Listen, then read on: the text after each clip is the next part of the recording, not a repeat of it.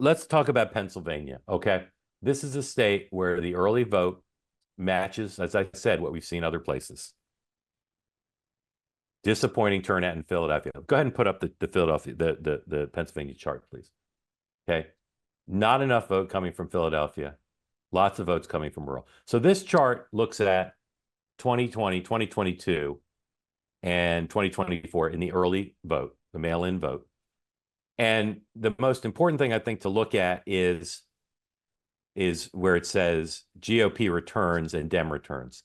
So you see in 2020, the GOP returns were 580,000 and the Democratic return ballots were 1.6 million.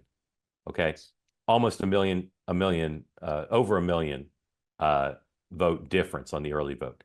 And then go to the first column and you see the Republican returns are slightly higher, almost 600,000.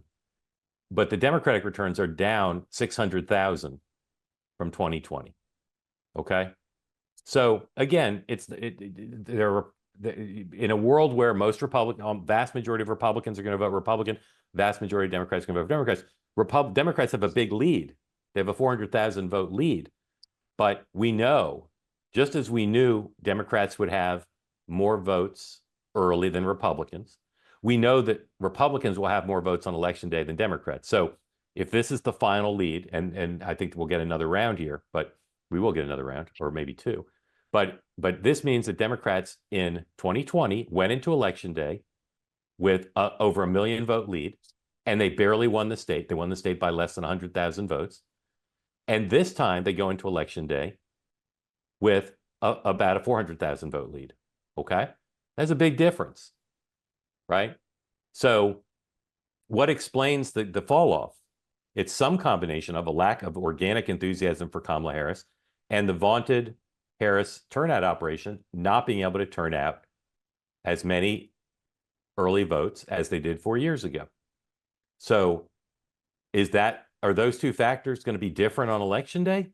It's very hard for me to see how she's going to win Pennsylvania if you're just looking at this. If you're just looking at this, it's very hard to see. And as I've told you before, I believe we're going to learn after the election that the Trump campaign had some tricks up their sleeve regarding get out the vote. Okay. Now they're both in Pennsylvania. Been in Pennsylvania today. She's spending her day there. She's got a big concert tonight. Maybe Democrats are going to flood to the polls on election day, and they won't. And they go in with a cushion of 400,000 or so. Other big tea leaf today in Pennsylvania is Bob Casey, who previously had run an ad bragging about his working with Donald Trump favorably. No ads talking about him with Kamala Harris.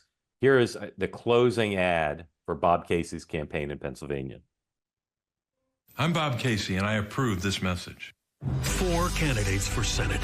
Who's standing up to China? It's Bob Casey, who stood with Donald Trump to put tariffs on China to protect American jobs.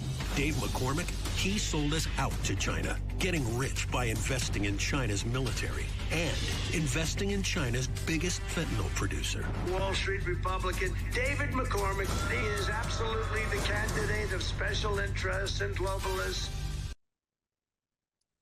So that ad's doing a lot of business, right? It's promoting the third-party candidates who they think will take vote away from Dave McCormick, and it's linking himself to Trump again. And again, if you look at that, you'd say Bob Casey thinks Kamala Harris is not the person to hitch his wagon to in the final days of the campaign.